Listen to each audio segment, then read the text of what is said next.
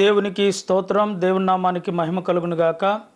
జీవాధిపతి యేసు అనుదిన వాగ్దానాల సందేశాలను వింటున్న దేవుని బిడలైన మీ అందరికీ ప్రత్యేకమైన వందనాలు. వైఈఎం యూట్యూబ్ ఛానల్ను మీరు సబ్స్క్రైబ్ చేసుకోండి. మీ బంధువులకు మీ స్నేహితులకు పరిచయం చేయండి. లైక్ కొట్టండి, షేర్ చేయండి. అంతేకాదు మరి ఈ యొక్క పరిచర్య కొరకై అనుదినం మీరు ప్రార్థన చేయండి. ఎవరైనా ఆర్థికంగా ప్రోత్సాహకరంగా మీరు సహాయం సపోర్టు అందించాలనుకుంటే ఈ యొక్క ఛానల్లో మాకున్న నెంబర్కి ఫోన్ చేసి మీరు మమ్మల్ని సంప్రదించాల్సిందిగా ప్రభుపేట మనం చేస్తున్నాం. దేవుని పరిశుద్ధ నామమునకు మహిమ కలుగునుగాక. దేవునికి స్తోత్రం. జీవాధిపతి యేసు అనుదిన వాగ్దానాలను వీక్షిస్తున్న దేవుని బిడలైన మీ అందరికీ ప్రభు అయిన యేసు క్రీస్తు నామములో ప్రత్యేకమైన వందనాలు. అందరూ బాగున్నారండి? సంతోషంగా ఉన్నారా? మంచిది.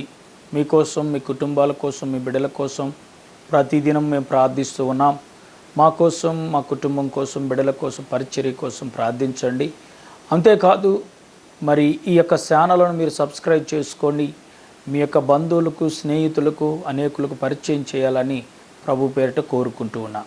విశ్వాసం అనే అంశంలో మరొక వాక్యాన్ని మనం ధ్యానం చేద్దాం.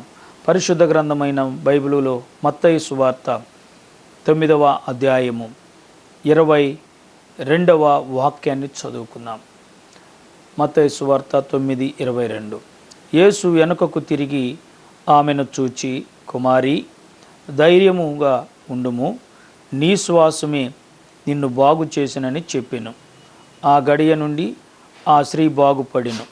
దేవునికి మహిమ కలుగునుగాక.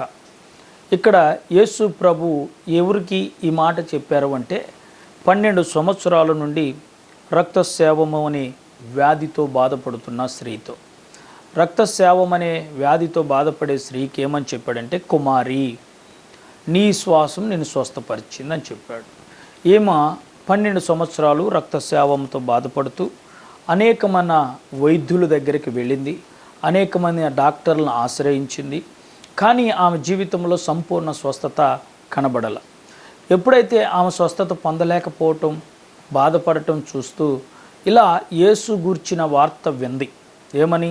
యేసు అని, నజరేయుడైన యేసు, ఆయన కాడికి వెళితే నేను బాగుపడతానేమోనని యేసు ప్రభు జీవించిన దినాల్లో జరిగిన సంభవాలను గురించి మనం మాట్లాడుకుంటున్నాం. ఆ సమయంలో ఈ యొక్క రక్తస్రావ రోగి యేసు ప్రభుని వెనక తన వస్త్రాన్ని ముట్టింది. వెళ్ళి వెంటనే ఆమె రక్తధారలు ఆగిపోయినవి, ఆమె స్వస్థత పొందింది. నన్ను ఎవరో ముట్టారని ప్రభు అడగటం, అక్కడున్న పేతురు, యోహాను, శిష్యులందరూ కూడా నిన్నెవరో ముట్టారంటారేంటి ప్రభువా, నీ మీద అనేక మంది జన సమూహము గుంపులు గుంపులుగా పడుతున్నారని చెప్పగానే యేసు, కాదు, అలా కాదు, నన్ను ఎవరో ముట్టారు అని చెప్పగా ఈ యొక్క స్త్రీ వచ్చి, అయ్యా, ముట్టిన వ్యక్తి నేనే అని చెప్పింది. చెప్పగానే వెంటనే యేసు ప్రభు ఏమంటాడంటే, కుమారి. చూడండి, యేసు ప్రభులో ఉన్న పిలుపు ఎంత మాధుర్యము, యేసు ప్రభులో ఉన్న పిలుపు ఎంత అమూల్యము. ఆయన నన్ను ఎలా ముట్టుకున్నావు, నేనేంటి, నీ బ్రతుకేంటి అని అన్నాడా? నన్ను ఎందుకు ముట్టుకోవాల్సి వచ్చింది అని అడిగాడా? ఏం అడగల.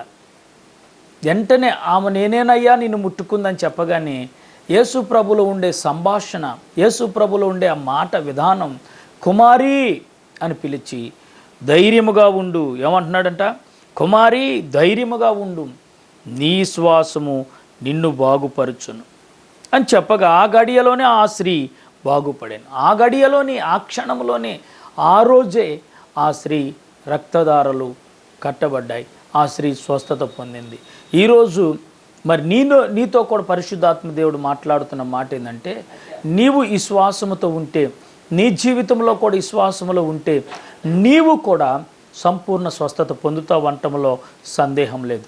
చాలామంది మందిరానికి వెళుతున్నారు, బాగలేదని వెళతారా, ప్రార్థన చేయించుకుంటారా, వెంటనే అది ఒక వారం వెళ్ళగానే తగ్గలేదనుకో, పాస్టర్ గారు మాకు శరీర బలహీనత తగ్గలేదండి అని చెప్పి ప్రశ్నేస్తారు. ఎందుకు తగ్గలేదు? విశ్వాసం ఉంచలేదు కాబట్టి. నమ్ముట నీ వలనైతే నమ్మువానికి సమస్తము సాధ్యమని బైబిల్ చెప్తుంది కదా. మరి ఈరోజు నువ్వు నమ్మలేకపోవటం, నువ్వు విశ్వాసం ఉంచలేకపోవటం, నువ్వు శరీర బాగు కొరకే వెళ్తున్నావు, కానీ నీ ఆత్మీయత స్వస్థత కోసం నువ్వు వెళుతున్నావా? నీ ఆత్మలో రోగం ఉందన్న సంగతి మర్చిపోకూడదు. ఇర్మియా గ్రంథం అంటాడు, హృదయం అన్నిటికంటే మోసకరం అనేది అతి ఘోరమైన వ్యాధి కలిగింది. ఆ వ్యాధి పోవాలంటే విశ్వాసంతో ప్రార్థన చేయాలి. ఆ హృదయం అనే వ్యాధి పోవాలంటే దేవుని దగ్గరకు వచ్చి నువ్వు ప్రార్థన చేయగలిగితే నీ విశ్వాసాన్ని బట్టి నీ హృదయంలో ఉన్న ఆ వ్యాధి పోయి నువ్వు స్వస్థత పొంది నువ్వు చక్కగా దేవునిలో ఆత్మీయంగా ఎదగగలుగుతావు. ఇదిగో ఈ యొక్క రక్తస్రావ రోగి యేసు ప్రభు దగ్గరికి వచ్చింది, విశ్వాసంతో వస్త్రపు చెంగును ముట్టింది, వెంటనే బాగుపడి